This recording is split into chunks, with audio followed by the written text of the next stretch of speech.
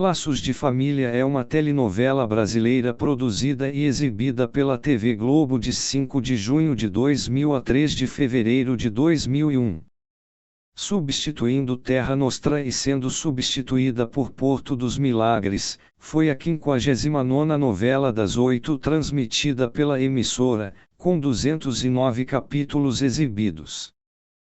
Criada e escrita por Manuel Carlos, com a colaboração de Fausto Galvão, Maria Carolina, Vinícius Viana e Flávia Lins e Silva, foi dirigida por Moacir Góes e Leandro Neri.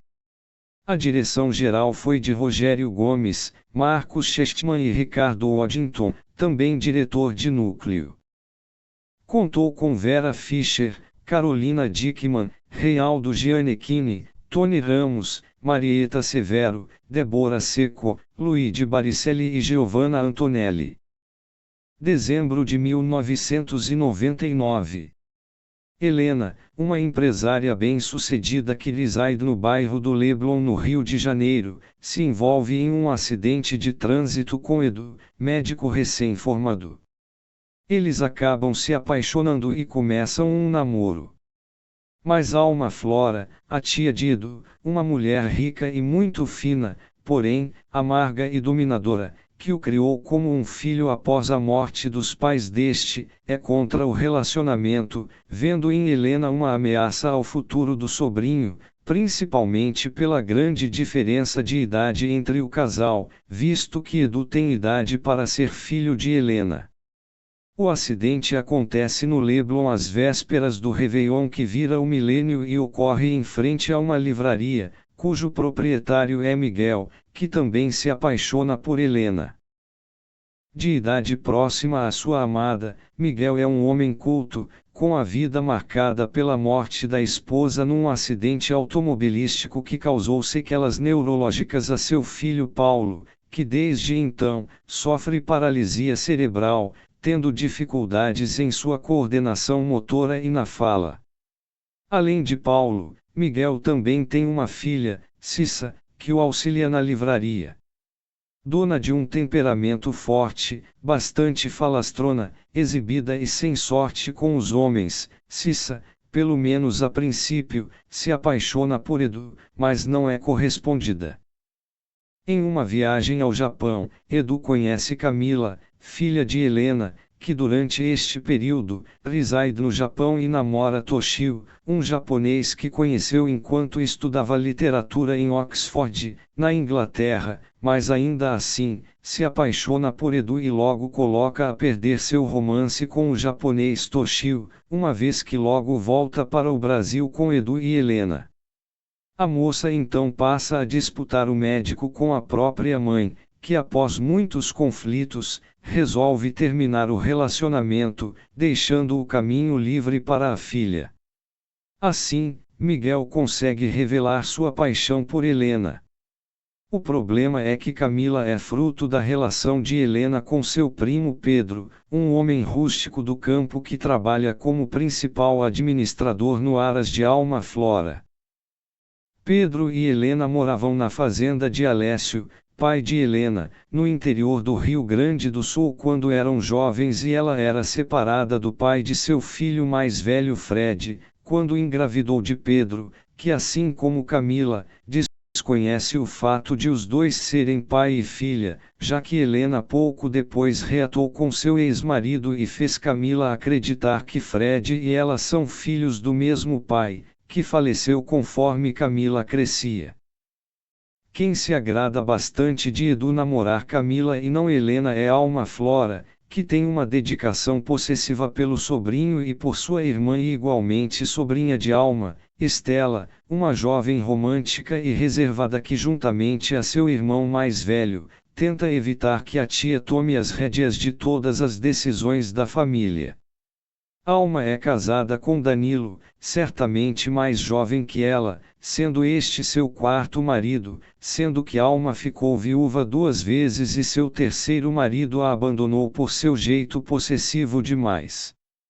Danilo é um exímio bom-vivan, sustentado pela esposa. Mulherengo, adora paquerar sua empregada Rita, que tenta esquivar de suas investidas. Graças a isso, Alma sempre desconfia de seu marido e é alvo do interesse amoroso de Rodrigo, um dos amigos mais próximos do casal que sonha em ser o quinto marido de Alma, certamente rivalizando seu amor com Danilo, que treme ao sentir seu casamento ser ameaçado. No aras de Alma, Pedro acaba acolhendo a jovem Iris, irmã bem mais nova de Helena, que é filha do mesmo pai de Helena, Alessio, com Ingrid, mulher bem mais jovem que ele e que tem idade próxima à de Helena, cujo novo casamento nunca agradou Helena, que acredita que seu pai desonrou a imagem de sua falecida mãe. Perto da morte e ainda morando em sua fazenda no Rio Grande do Sul, Alessio deseja se reconciliar com sua filha mais velha, que acaba tendo que dar um auxílio à sua madrasta Ingrid e a Iris após a morte de seu velho pai. Iris é uma garota mimada e rebelde de comportamento dúbio que nutre um amor platônico por Pedro, que obviamente por ter idade para ser seu pai, a vê e a trata como uma criança.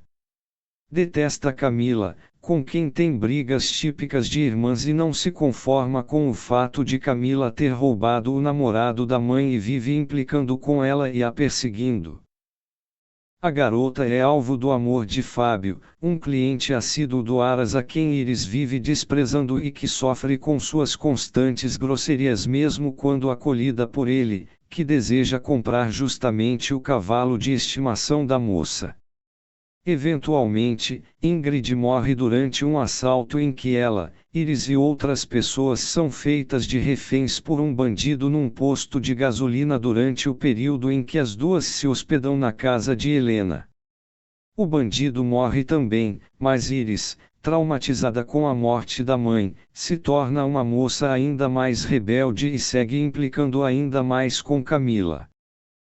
Além de acolher Iris, principalmente depois da morte de sua mãe, Pedro acaba acolhendo Socorro, única amiga de Iris, que originalmente era a empregada de Ingrid e Alessio na fazenda e é o total oposto dela, mas acaba agindo por influência da mesma. Socorro desperta o interesse do empregado Severino, que é vítima do mau humor de seu patrão, que também tem dificuldades de lidar com seus novos colegas e sócios no Aras, principalmente após a separação com sua mulher Silvia, com quem Iris vivia rivalizando o amor de Pedro. Durante seu projeto de renovação no Aras, Pedro acaba tendo uma relação conturbada com a veterinária Cíntia, por quem acaba desenvolvendo certa tensão sexual, assim, também confrontando seu sócio e amigo Alex, apaixonado por ela, e Romeu, outro amigo de Cíntia que parece ter com esta uma espécie de amizade colorida. Além do interesse amoroso de Pedro por Cíntia, que em alguns momentos parece corresponder, esta e seus amigos têm de lidar com o jeito bruto e rígido do homem que não aceita receber ordens a não ser de sua superior alma Flora e quer tudo a seu próprio modo, uma vez que trabalha para o Aras há muitos anos.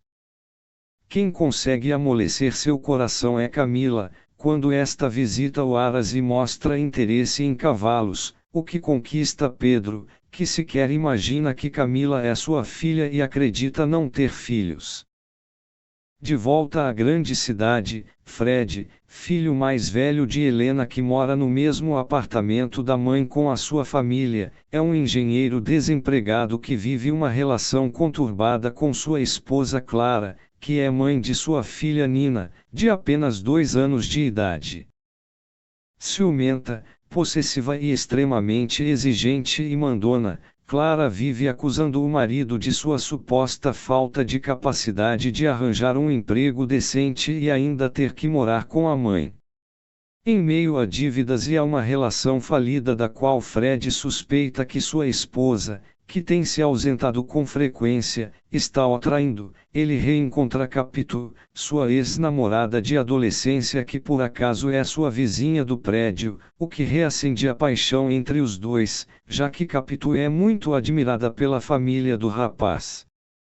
Filha única de um casal de idosos, Pascoal, que trabalha na livraria de Miguel, e Emma, uma exímia costureira, Capitu é mãe solteira de Bruninho, de 1 ano de idade, fruto de sua relação com o ex-namorado Maurinho, um marginal malandro e chantagista que faz de tudo para recuperar a guarda do filho e até tenta uma reaproximação com a ex-namorada para isso, que diante das constantes ameaças do pai de seu filho, vive fugindo dele, o evitando e até partindo para a agressão contra o rapaz, se necessário.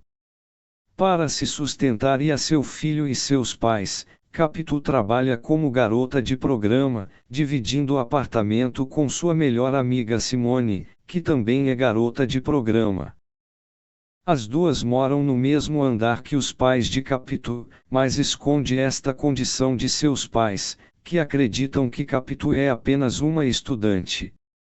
Em sua profissão, Capitu é perseguida por Orlando, um cliente mais velho e bem-sucedido que é obcecado por ela, com quem desenvolve uma espécie de relação extraconjugal, visto que ele é casado, e sabendo que a mesma está tentando sair da prostituição, faz de tudo para manter a moça neste caminho apenas para que ela continue dependendo dele.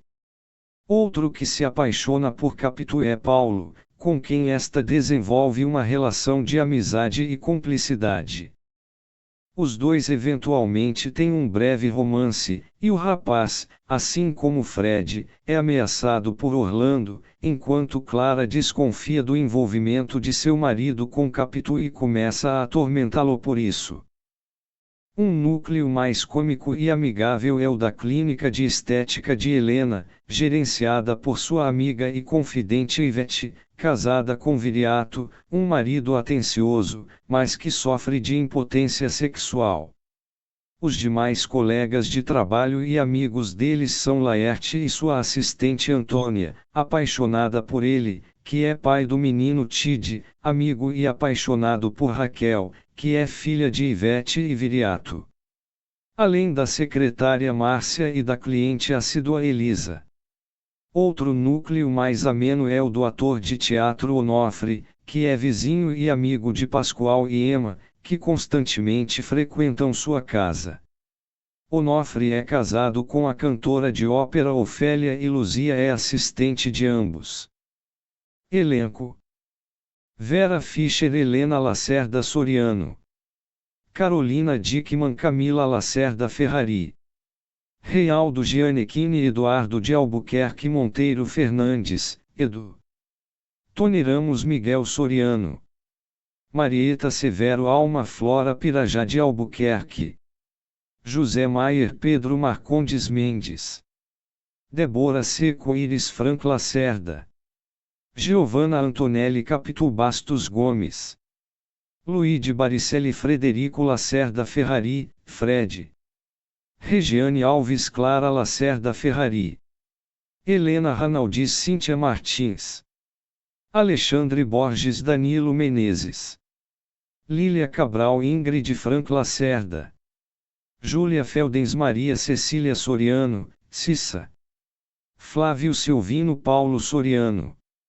Soraya Ravelli, Ivete, José Vitor Castiel Viriato, Leonardo Vilar Pascoal Gomes, Valderez de Barros, Emma Bastos Gomes, Júlia Almeida, Estela Monteiro Fernandes, Daniel Boaventura, Alexandre Villors, Alex, Humberto Magnani, Eládio, Marli Bueno, Olívia Martins, Talma de Freitas, Zilda, Inês Viana, Márcia, Monique Cury, Antônia, Luciano Quirino, Laerte, Henri Pagnoncelli, Orlando, Xuxa Lopes, Glória, Paulo Figueiredo, Rodrigo, Beatriz Liracleide, Yara Lins, Nilda, Cléia Simões, Irene, André Vale, Onofre, Denise Sartori, Ofélia, Vanessa Machado, Simone, Luiz Nicolau, Maurinho,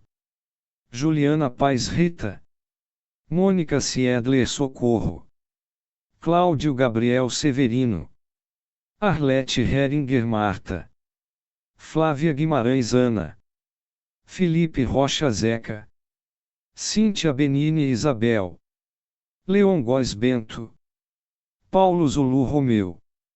Max Fercondini e Fábio Marcondes Mendes. Produção. Carolina Ferraz foi convidada para interpretar Capitu, porém recusou. A modelo Vanessa Mesquita passou nos testes para a personagem, porém após os primeiros ensaios, a direção decidiu fazer uma troca. Ela foi transferida para a personagem Simone, melhor amiga de Capitu, e Giovanna Antonelli, que originalmente faria Simone, foi promovida a Capitu. Fernanda Paes Leme foi convidada para interpretar Iris, porém a direção da série Sandy e Júnior não a liberou e Débora Seco ficou com a personagem.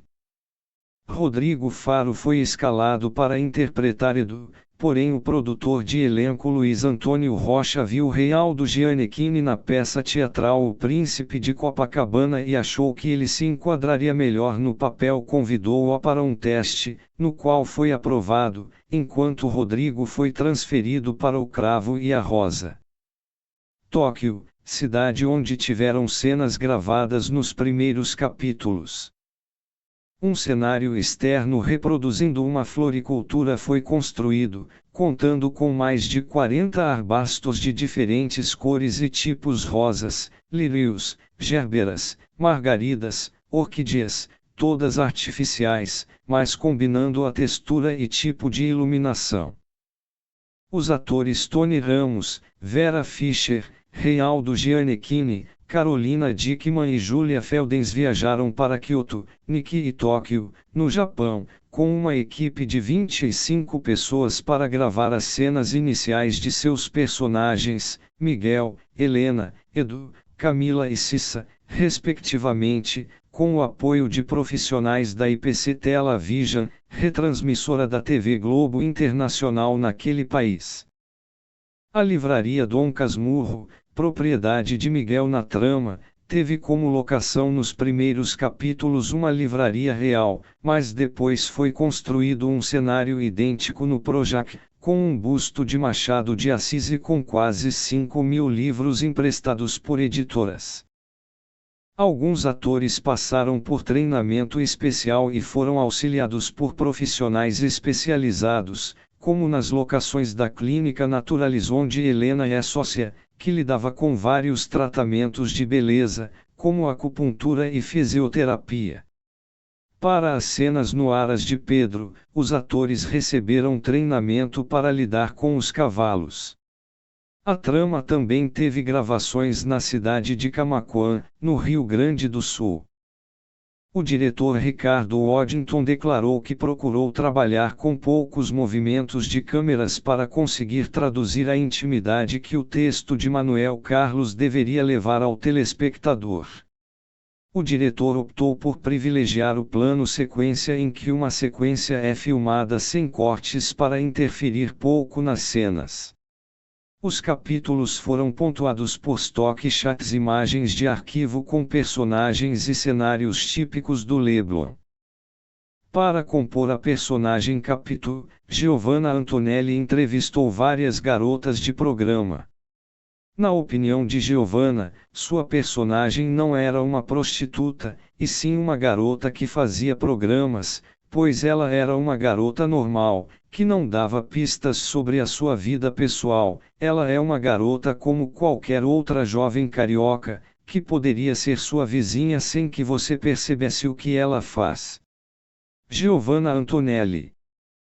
Vera Fischer conseguiu uma licença para ficar 2 semanas afastada da novela, por ter perdido sua mãe, Hildegard Barnt, que morreu em setembro de 2000, durante um período de grande estresse da atriz, que vinha tendo um intenso ritmo das gravações. O casamento de Camila, Carolina Dickman e do Reinaldo Gianecchini foi gravado inicialmente na Igreja São Pedro de Alcântara, no bairro da Urca. Porém, a Arquidiocese do Rio puniu a igreja por permitir as gravações dentro da capela. As cenas do casamento tiveram que ser gravadas em estúdio e sem a participação dos atores menores de idade.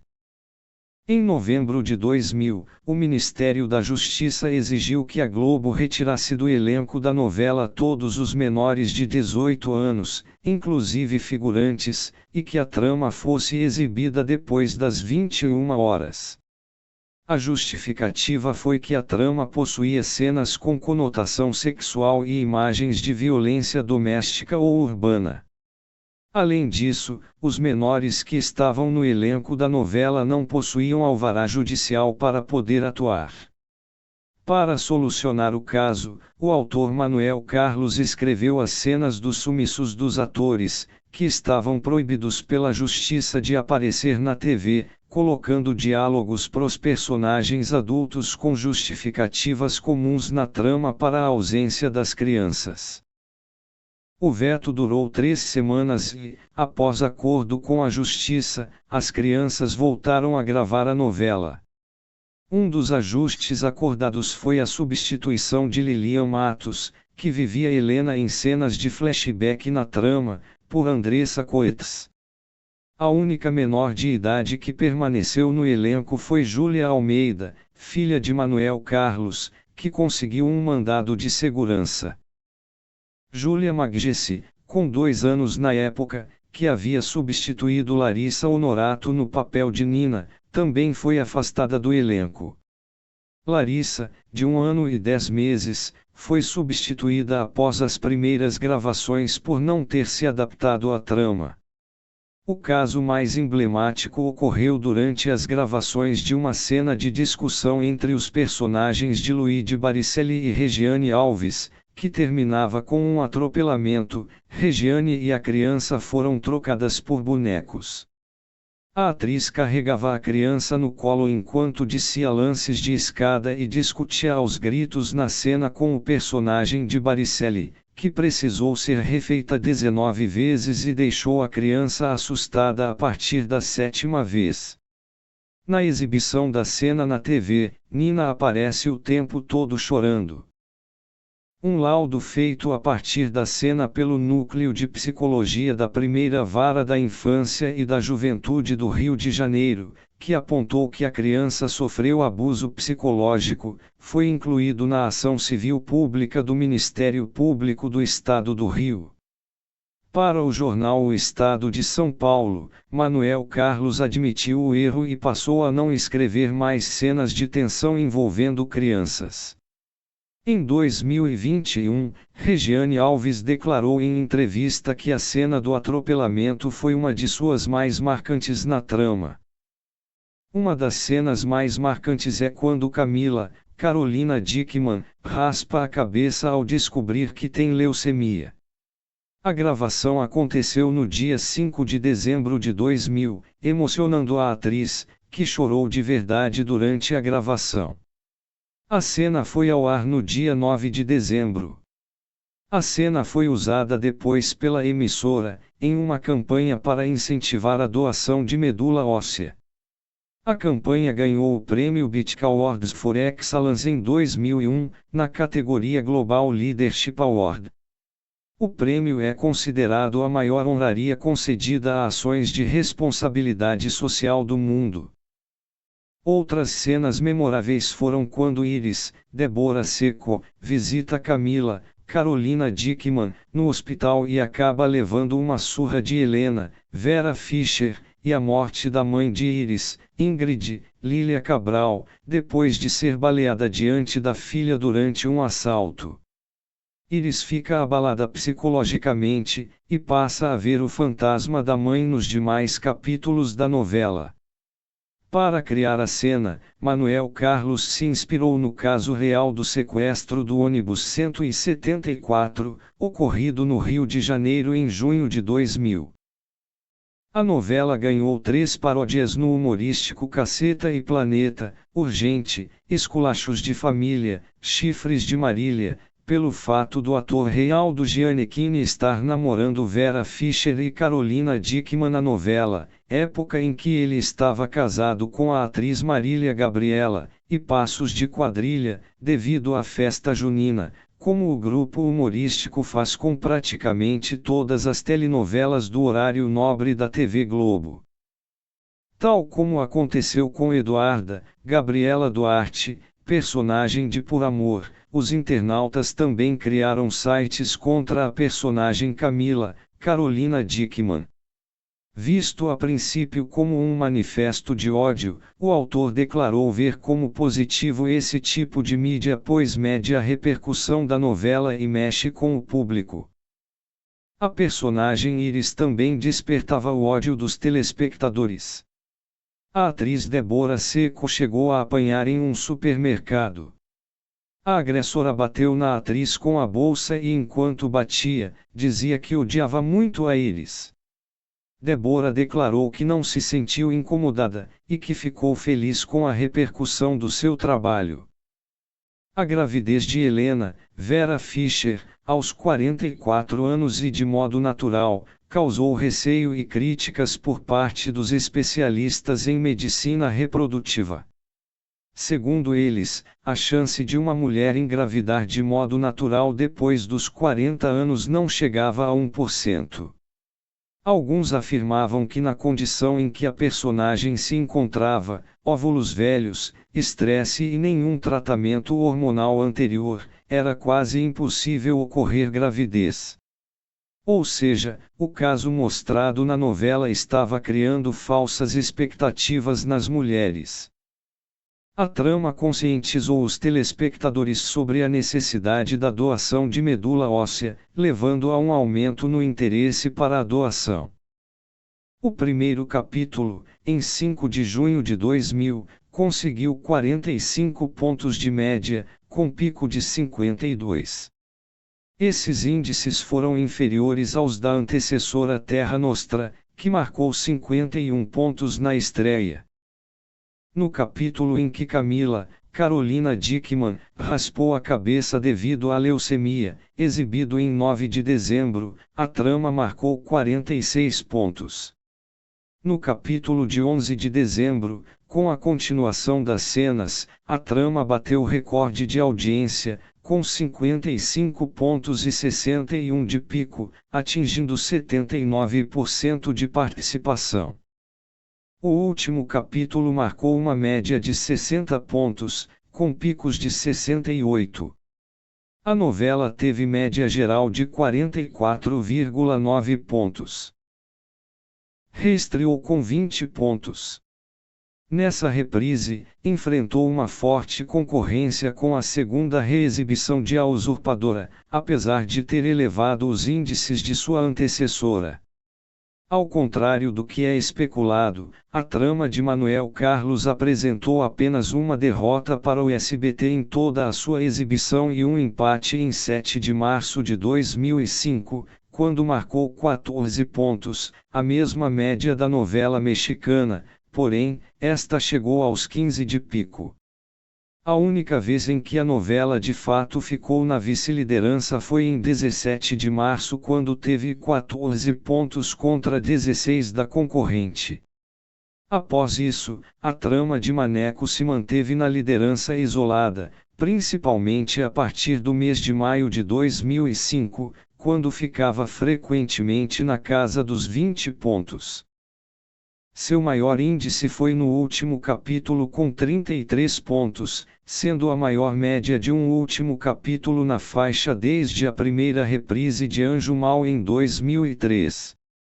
Fechou com a média geral de 21,58 pontos. O primeiro capítulo, exibido em 7 de setembro de 2020, chegou a 22 pontos. Ao longo da exibição, oscilou entre 17 e 20 pontos, e na reta final, ficou entre 20 e 22 pontos, batendo diversos títulos já reprisados. Ficou atrás apenas da sua antecessora Itamundo Bom. Sua menor média foi registrada em 27 de outubro e 25 de dezembro, ambas com 15 pontos. Em 31 de março de 2021, o antepenúltimo capítulo alcançou 23 pontos, sendo essa a sua maior média. O último capítulo alcançou 22 pontos. teve média geral de 18,82 pontos, sendo a segunda novela mais assistida da década de 2020. Laços de Família contou com 2 trilhas sonoras comercializadas, uma nacional e outra internacional. Com direção musical de Mariozinho Rocha e produção musical de Alberto Rosenblit, a trilha sonora contou com artistas nacionais e internacionais, tais como Adriana Calcanhoto, Daniela Mercury, Lara Fabian, Débora Blando, Skank, Mortiba, Cássia Eller, Hanson, Toni Braxton, Faith Hill, entre outros. Mais tarde, quando da reprise da novela, em 2005, um terceiro álbum, intitulado O Melhor de Laços de Família, foi lançado, misturando as melhores canções nacionais e internacionais da trama. Foi reexibida no Vale a Pena Ver de Novo de 28 de fevereiro a 23 de setembro de 2005 em 150 capítulos. Substituiu Deus nos acuda e foi substituída por Força de um Desejo. A trama enfrentou diversos problemas com o Ministério da Justiça para ser reprisada. Na estreia original foi autoclassificada como não recomendada para menores de 12 anos por conter violência e conteúdo sexual. Na reapresentação em 2005 recebeu classificação indicativa de livre, e para possibilitar essa reclassificação, sofreu vários cortes. Foi reapresentada 2 vezes no quadro novelão, no programa Vídeo Show, a primeira de 26 de outubro a 9 de novembro de 2012, e a segunda de 30 de março a 3 de abril de 2015. Foi reexibida na íntegra pelo Viva de 15 de fevereiro a 14 de outubro de 2016 às 23h45. Substituiu Fera Ferida e foi substituída por Pai Herói. Foi reexibida novamente no Vale a Pena Ver de Novo de 7 de setembro de 2020 a 2 de abril de 2021 em 150 capítulos, a mesma quantidade da primeira reprise, mas exibindo as cenas cortadas de 2005. Substituiu Etamundo Bom. E foi substituída por Tititi.